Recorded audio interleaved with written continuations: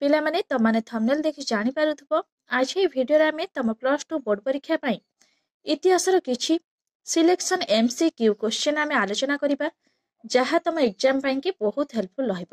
ତ ପିଲାମାନେ ତା ପୂର୍ବରୁ ତମାନେ ଯଦି ଏହି ଚ୍ୟାନେଲରେ ନୂଆ ଅଛ ତାହେଲେ ଚ୍ୟାନେଲଟିକୁ ପ୍ରଥମେ ସବସ୍କ୍ରାଇବ କରିଦିଅ।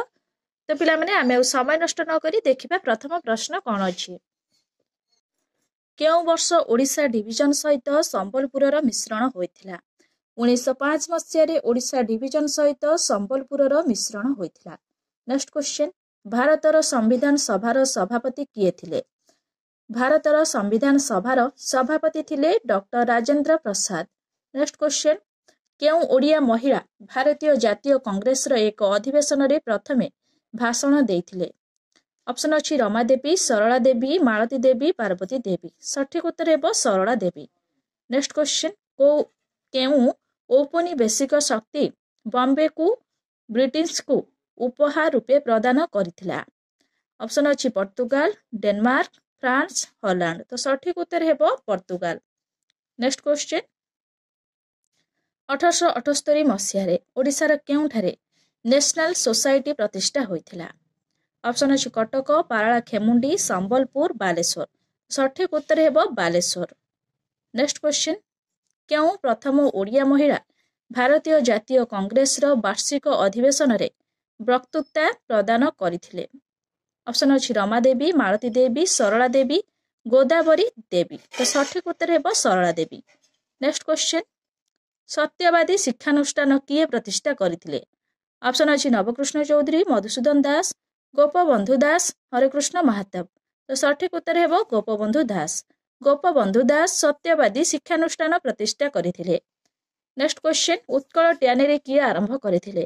ଅପସନ ଅଛି ମହାରାଜା କୃଷ୍ଣଚନ୍ଦ୍ର ଗଜପତି, ମଧୁସୂଦନ ଦାସ, ହରେକୃଷ୍ଣ ମହତାବ, ଗୋପବନ୍ଧୁ ଦାସ। ତ ସଠିକ ଉତ୍ତର ହେବ ମଧୁସୂଦନ ଦାସ। ମଧୁସୂଦନ ଦାସ ଉତ୍କଳ ଟ୍ୟାନେରୀ ଆରମ୍ଭ କରିଥିଲେ। ନେକ୍ସଟ କ୍ୱେଶ୍ଚନ, କେଉଁ ମସିହାରେ ସ୍ୱତନ୍ତ୍ର ଓଡ଼ିଶା ପ୍ରଦେଶ ଗଠିତ ହୋଇଥିଲା? ଅପସନ ଅଛି 1936 ମସିହା ଏପ୍ରିଲ 1 ତାରିଖ, 1947 ମସିହା ଅଗଷ୍ଟ 15 ତାରିଖ, 1949 ମସିହା ଜାନୁଆରୀ 1 ତାରିଖ, 1950 ମସିହା ଜାନୁଆରୀ 26 ତାରିଖ। ତ ସଠିକ ଉତ୍ତର ହେବ 1936 ମସିହା ଏପ୍ରିଲ 1 ତାରିଖ। 1936 ମସିହା ଏପ୍ରିଲ 1 ତାରିଖ ଦିନ ସ୍ୱତନ୍ତ୍ର ଓଡ଼ିଶା ପ୍ରଦେଶ ଗଠିତ ହୋଇଥିଲା। ନେକ୍ସଟ କ୍ୱେଶ୍ଚନ, ବଙ୍ଗ ବିଭାଜନ ବେଳେ ବଲ୍ଲାଟ କିଏ ଥିଲେ? ଅପସନ ଅଛି lord Dufferin, lord Irwin, lord Curzon, lord Linlithgow. ତ ସଠିକ ଉତ୍ତର ହେବ ଲର୍ଡ କର୍ଜନ। ବଙ୍ଗ ବିଭାଜନ ବେଳେ ବଲ୍ଲାଟ ଥିଲେ ଲର୍ଡ କର୍ଜନ। ନେକ୍ସଟ କ୍ୱେଶ୍ଚନ, କେଉଁ ତାରିଖକୁ ପ୍ରଥମ ସ୍ୱାଧୀନତା ଦିବସ ରୂପେ ସ୍ୱାଧୀନତା ସଂଗ୍ରାମ ସମୟରେ ପାଳନ କରାଯାଇଥିଲା?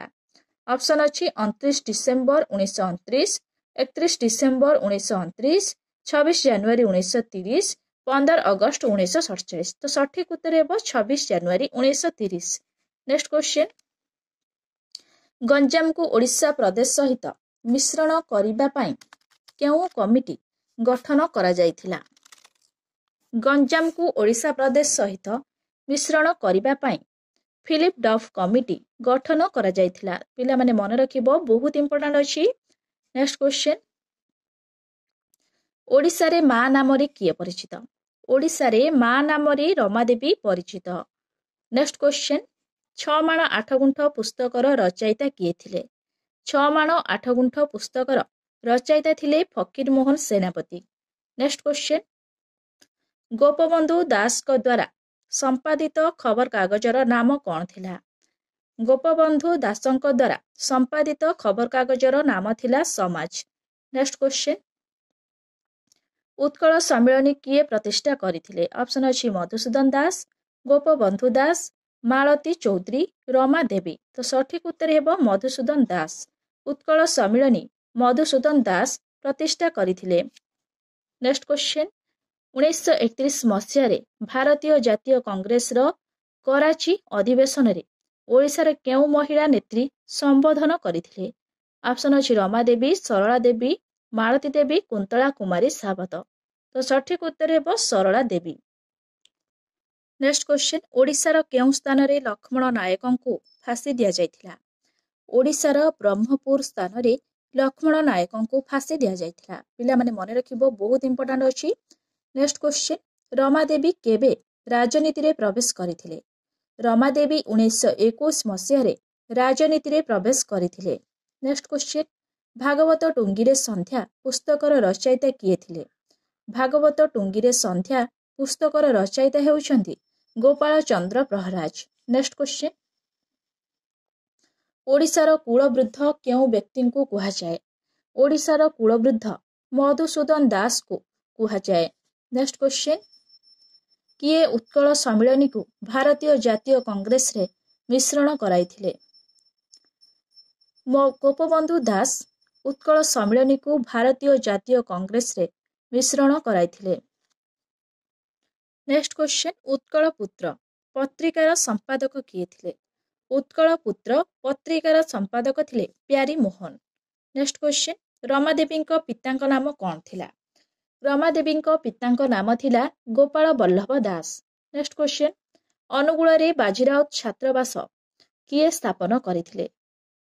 ସଠିକ ଉତ୍ତର ହେବ ମାଳତୀ ଦେବୀ। ଅନୁଗୁଳରେ ବାଜିରାଉତ ଛାତ୍ରାବାସ ମାଳତୀ ଦେବୀ ସ୍ଥାପନ କରିଥିଲେ। ନେକ୍ସଟ କ୍ୱେଶ୍ଚିନ୍, କେବେ ବିହାର ଓଡ଼ିଶା ପ୍ରଦେଶ ଗଠିତ ହେଲା? 1912 ମସିହା ଏପ୍ରିଲ 1 ତାରିଖରେ ବିହାର ଓଡ଼ିଶା ପ୍ରଦେଶ ଗଠିତ ହେଲା।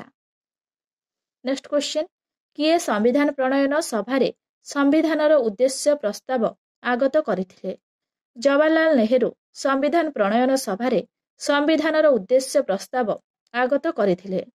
ନେକ୍ସଟ କ୍ୱେଶ୍ଚିନ୍, 1931 ମସିହାରେ ନିଯୁକ୍ତ ହୋଇଥିବା ଓଡ଼ିଶା ସୀମା କମିଟିର ସଭାପତି କିଏ ଥିଲେ?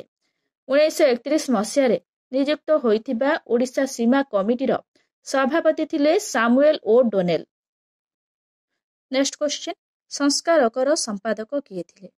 ସଂସ୍କାରକର ସମ୍ପାଦକ ଥିଲେ ଚତୁର୍ଭୁଜ ପଟ୍ଟନାୟକ। ପିଲାମାନେ ମନେ ରଖିବ, ବହୁତ ଇମ୍ପୋର୍ଟାଣ୍ଟ ଅଛି। ସଂସ୍କାରକର ସମ୍ପାଦକ କିଏ ଥିଲେ? ଚତୁର୍ଭୁଜ ପଟ୍ଟନାୟକ। ନେକ୍ସଟ କ୍ୱେଶ୍ଚିନ୍, ଉତ୍କଳ ସମ୍ମିଳନୀର ସ୍ୱାଗତ ସଙ୍ଗୀତ ଭାରତ ଗୀତିକା କିଏ ରଚନା କରିଥିଲେ? ଉତ୍କଳ ସମ୍ମିଳନୀର ସ୍ୱାଗତ ସଙ୍ଗୀତ ଭାରତ ଗୀତିକା ଫକୀର ମୋହନ ସେନାପତି ରଚନା କରିଥିଲେ। ନେକ୍ସଟ କ୍ୱେଶ୍ଚିନ୍, ଭାରତୀୟ ସମ୍ବିଧାନ କେବେ କାର୍ଯ୍ୟକ୍ଷମ ହେଲା?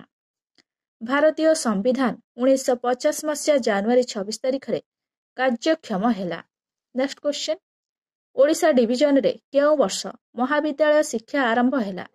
ଓଡ଼ିଶା ଡିଭିଜନରେ 1868 ମସିହାରେ ମହାବିଦ୍ୟାଳୟ ଶିକ୍ଷା ଆରମ୍ଭ ହେଲା। Next question, Fort Saint George କେଉଁଠାରେ ଅବସ୍ଥିତ? ଫୋର୍ଟ ସେଣ୍ଟ ଜର୍ଜ ଚେନ୍ନାଇ ଠାରେ ଅବସ୍ଥିତ। ନେକ୍ସଟ କ୍ୱେଶ୍ଚିନ୍, ଉତ୍କଳ ସମ୍ମିଳନୀ କେବେ ଗଠିତ ହୋଇଥିଲା? ଉତ୍କଳ ସମ୍ମିଳନୀ 1903 ଖ୍ରୀଷ୍ଟାବ୍ଦରେ ଗଠିତ ହୋଇଥିଲା। ନେକ୍ସଟ କ୍ୱେଶ୍ଚିନ୍, ଓଡ଼ିଶାରେ ଗଡ଼ଜାତ ମିଶ୍ରଣରେ କିଏ ଏକ ଗୁରୁତ୍ୱପୂର୍ଣ୍ଣ ଭୂମିକା ଗ୍ରହଣ କରିଥିଲେ? ଓଡ଼ିଶାରେ ଗଡ଼ଜାତ ମିଶ୍ରଣରେ ହରେକୃଷ୍ଣ ମହାତାବ ଏକ ଗୁରୁତ୍ୱପୂର୍ଣ୍ଣ ଭୂମିକା ଗ୍ରହଣ କରିଥିଲେ। ନେକ୍ସଟ କ୍ୱେଶ୍ଚିନ୍, କେବେ ସତ୍ୟବାଦୀ ବିଦ୍ୟାଳୟ ଜାତୀୟ ବିଦ୍ୟାଳୟରେ ପରିବର୍ତ୍ତିତ ହେଲା? 1921 ମସିହାରେ ସତ୍ୟବାଦୀ ବିଦ୍ୟାଳୟ ଜାତୀୟ ବିଦ୍ୟାଳୟରେ ପରିବର୍ତ୍ତିତ ହେଲା। ନେକ୍ସଟ କ୍ୱେଶ୍ଚିନ୍, ନିମ୍ନୋକ୍ତ ମଧ୍ୟରୁ କେଉଁଟି କଳିଙ୍ଗର ରାଜଧାନୀ ଥିଲା? ଅପସନ୍ ଅଛି ପାଟାଳିପୁତ୍ର, ତୋଷାଳୀ, ଉଜ୍ଜୟିନୀ, ଶ୍ରାବସ୍ତୀ। ତ ସଠିକ ଉତ୍ତର ହେବ ତୋଷାଳୀ। ତୋଷାଳୀ କଳିଙ୍ଗର ରାଜଧାନୀ ଥିଲା। ପିଲାମାନେ ମନେ ରଖିବ, ବହୁତ ଇମ୍ପୋର୍ଟାଣ୍ଟ ଅଛି। ନେକ୍ସଟ କ୍ୱେଶ୍ଚିନ୍, ନିମ୍ନୋକ୍ତ ମଧ୍ୟରୁ କେଉଁ ବୌଦ୍ଧ ସନ୍ନ୍ୟାସୀଙ୍କ ଦ୍ୱାରା ଅଶୋକ ବୌଦ୍ଧ ଧର୍ମରେ ଦୀକ୍ଷିତ ହୋଇଥିଲେ?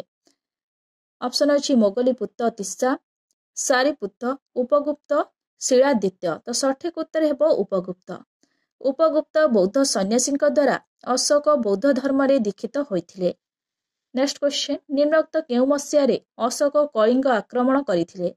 ଅପସନ୍ ଅଛି ଖ୍ରୀଷ୍ଟପୂର୍ବ 260, ଖ୍ରୀଷ୍ଟପୂର୍ବ 265, ଖ୍ରୀଷ୍ଟପୂର୍ବ 261, ଖ୍ରୀଷ୍ଟପୂର୍ବ 266। ତ ସଠିକ ଉତ୍ତର ହେବ ଖ୍ରୀଷ୍ଟପୂର୍ବ 261ରେ ଅଶୋକ କଳିଙ୍ଗ ଆକ୍ରମଣ କରିଥିଲେ। ନେକ୍ସଟ କ୍ୱେଶ୍ଚିନ୍, କଳିଙ୍ଗ ଯୁଦ୍ଧ ଅଶୋକଙ୍କ ଠାରେ କି ପରିବର୍ତ୍ତନ ଆଣିଥିଲା? ଅପସନ୍ ଅଛି ଚଣ୍ଡାଶୋକରୁ ମହାଚଣ୍ଡାଶୋକ, ଚଣ୍ଡାଶୋକରୁ ଧର୍ମାଶୋକ, ମଗଧ ସମ୍ରାଟରୁ କଳିଙ୍ଗ ସମ୍ରାଟ, ରାଜ୍ୟ ଜୟରୁ ଦିଗ୍ବିଜୟ। ତ ସଠିକ ଉତ୍ତର ହେବ ଚଣ୍ଡାଶୋକରୁ ଧର୍ମାଶୋକ। ନେକ୍ସଟ କ୍ୱେଶ୍ଚିନ୍, ଅଶୋକଙ୍କ ସମୟରେ ମନ୍ତ୍ରିମଣ୍ଡଳକୁ କେଉଁ ନାମରେ ଡକାଯାଉଥିଲା? ଅପସନ୍ ଅଛି ମନ୍ତ୍ରୀ ପରିଷଦ, ପୌର ପରିଷଦ, ପରିସା, ଦଣ୍ଡପାଳ। ତ ସଠିକ ଉତ୍ତର ହେବ ପରିସା। ଅଶୋକଙ୍କ ସମୟରେ ମନ୍ତ୍ରିମଣ୍ଡଳକୁ ପରିସା ନାମରେ ଡକାଯାଉଥିଲା। नेक्स्ट क्वेश्चन अशोक धर्म प्रचार पाई निजर पुत्र और कन्या को केउं स्थान को प्रेरण करथिले? ऑप्शन अछि सिंहल, बर्मा, अफगानिस्तान, चीन। तो सठिक उत्तर हेब सिंहल। अशोक धर्म प्रचार पाई निजर पुत्र को सिंहल पुत्र और कन्या को सिंहल स्थान को प्रेरण करथिले। नेक्स्ट क्वेश्चन मौर्य शासन विषय रे जानिबा पाई केउं राजांको अभिलेख अधिक गुरुत्वपूर्ण? ऑप्शन अछि अशोक, खारवेल, चंद्रगुप्त मौर्य, समुद्रगुप्त। तो सठिक उत्तर हेब अशोक। मौर्य शासन विषय रे जानिबा पाई अशोक राजांको अभिलेख अधिक गुरुत्वपूर्ण। नेक्स्ट क्वेश्चन मौर्य सरकार निम्नोक्त केउं शासन उपरे प्रतिष्ठित थिला? ऑप्शन अछि राजतंत्र, संघीय, गणतंत्र, एक छत्रवाद। तो सठिक उत्तर हेब राजतंत्र। नेक्स्ट क्वेश्चन मौर्य राजांको धर्म उपदेष्टा को कौन कह जाउथला? ऑप्शन अछि राजगुरु, पुरोहित, धर्म महापात्र, धर्मास्तेय। तो सठिक उत्तर हेब पुरोहित। मौर्य राजांको धर्म उपदेष्टा को पुरोहित कह जाउथला। नेक्स्ट क्वेश्चन मौर्य शासन रे राजस्व आदाय मुख्यंक पदवीर नाम कौन थिला? ऑप्शन अछि समाहर्त, सन्निधत्त, नायक, पौर। तो सठिक उत्तर हेब समाहर्त। नेक्स्ट क्वेश्चन मगध अन्य केउं नाम रे बेस जणाशुना थिला? मगध अन्य केउं नाम रे बेस जणाशुना थिला? ऑप्शन अछि तोषाली, तक्षशिला, जौगढ़, प्राची। तो सठिक उत्तर हेब प्राची। मगध अन्य प्राची नाम रे बेस जणाशुना थिला। नेक्स्ट क्वेश्चन मौर्य सम्राटंको संवाद परिवेषण करुथिबा कर्मचारींको नाम कौन? मौर्य सम्राटंको संवाद परिवेषण करुथिबा कर्मचारींको नाम थिला प्रतिवेदक। नेक्स्ट क्वेश्चन निम्नोक्त किए अशोकंकर पिता थिले? ऑप्शन अछि चंद्रगुप्त, बिंदुसार, बिंबिसार, अजातशत्रु। सठिक उत्तर हेब बिंदुसार। बिंदुसार हेउछंती अशोकंकर पिता बा अशोकंकर पिता थिले। नेक्स्ट क्वेश्चन काहाकू देवनांग प्रियदर्शी भावे अभिहित करा जायछि? ऑप्शन अछि अशोक, खारवेल, चंद्रगुप्त मौर्य, बिंदुसार। तो सठिक उत्तर हेब अशोक। अशोकंकु देवनांग प्रियदर्शी भावे अभिहित करा जायछि। नेक्स्ट क्वेश्चन कामसूत्रर रचयिता किए? ऑप्शन अछि पाणिनि, वस्रायन, अमर सिंह, भारवी। तो सठिक उत्तर हेब वस्रायन। कामसूत्रर रचयिता हेउछंती वस्रायन। नेक्स्ट क्वेश्चन काहार पृष्ठपोषकतारे सांच स्तूप निर्मित होइथिला? अशोकंक पृष्ठपोषकतारे सांच स्तूप निर्मित होइथिला। नेक्स्ट क्वेश्चन पाटालीपुत्र पौर परिषद को केते भागरे विभक्त करा जायथिला? ऑप्शन अछि 5 भागरे, 6 भागरे, 7 भागरे, 8 भागरे। तो सठिक उत्तर हेब 6 भागरे। पाटालीपुत्र पौर परिषद को 6 भागरे विभक्त करा जायथिला। नेक्स्ट क्वेश्चन बासव दत्तार रचयिता किए? ऑप्शन अछि कालिदास, सुबंधु, बसुबंधु, अमर सिंह। सठिक उत्तर हेब सुबंधु। बासव दत्तार रचयिता हेउछंती सुबंधु। नेक्स्ट क्वेश्चन मौर्य शासन व्यवस्था रे आरक्षी विभागर मुख्यंकु कौन कह जाउथिला? ऑप्शन अछि अंतपाल, दुर्गपाल, दंडपाल, नायक। तो सठिक उत्तर हेब दंडपाल। मौर्य शासन व्यवस्था रे आरक्षी विभागर मुख्यंकु दंडपाल कह जाउथिला। नेक्स्ट क्वेश्चन अशोकंक शासन समय रे तोषाली केउं राज्यर राजधानी थिला? ऑप्शन अछि कलिंग, अवंती, मगध, गांधार। तो सठिक उत्तर हेब कलिंग। अशोकंक शासन समय रे तोषाली कलिंग राज्यर राजधानी थिला। नेक्स्ट क्वेश्चन मेघदूतर रचयिता किए? ऑप्शन अछि कालिदास, माघ, भट्टी, भारवी। तो सठिक उत्तर हेब कालिदास। मेघदूतर रचयिता हेउछंती कालिदास। नेक्स्ट क्वेश्चन शकुंतला नाटकर रचयिता किए? ऑप्शन अछि कालिदास, शूद्रक, भारवी, भट्टी। तो सठिक उत्तर हेब कालिदास। शकुंतला नाटकर रचयिता हेउछंती कालिदास। नेक्स्ट क्वेश्चन देवी चंद्रगुप्तम नाटकर रचयिता किए? देवी चंद्रगुप्तम नाटकर रचयिता किए? ऑप्शन अछि विशाखा दत्त, शूद्रक, भारवी, भर्तृहरि। तो सठिक उत्तर हेब विशाखा दत्त। विशाखा दत्त हेउछंती देवी चंद्रगुप्तम नाटकर रचयिता। नेक्स्ट क्वेश्चन मृच्छकटिकम नाटक किए रचना करथिले? ऑप्शन अछि शूद्रक, भारवी, भट्टी, कालिदास। तो सठिक उत्तर हेब शूद्रक। ମୃଚ୍ଛକଟିକମ୍ ନାଟକ ଶୂଦ୍ରକ ରଚନା କରିଥିଲେ। ନେକ୍ସଟ କ୍ୱେଶ୍ଚନ, ଶୃଙ୍ଖାର ଶତକର ରଚୟିତା କିଏ? ଶୃଙ୍ଖାର ଶତକର ରଚୟିତା କିଏ? ଅପସନ୍ ଅଛି ଭର୍ତ୍ତୃହରି, ବୁଧ ଘୋଷ, ଶୂଦ୍ରକ, ବିଶାଖା ଦତ୍ତ। ତ ସଠିକ ଉତ୍ତର ହେବ ଭର୍ତ୍ତୃହରି। ଶୃଙ୍ଖାର ଶତକର ରଚୟିତା ହେଉଛନ୍ତି ଭର୍ତ୍ତୃହରି। ନେକ୍ସଟ କ୍ୱେଶ୍ଚନ, ପଦ୍ୟ ଚୂଡ଼ାମଣିର ରଚୟିତା କିଏ? ଅପସନ୍ ଅଛି ଭର୍ତ୍ତୃହରି, କାଳିଦାସ, ବୁଧ ଘୋଷ, ଭାରବୀ। ତ ସଠିକ ଉତ୍ତର ହେଉଛି ବୁଧ ଘୋଷ।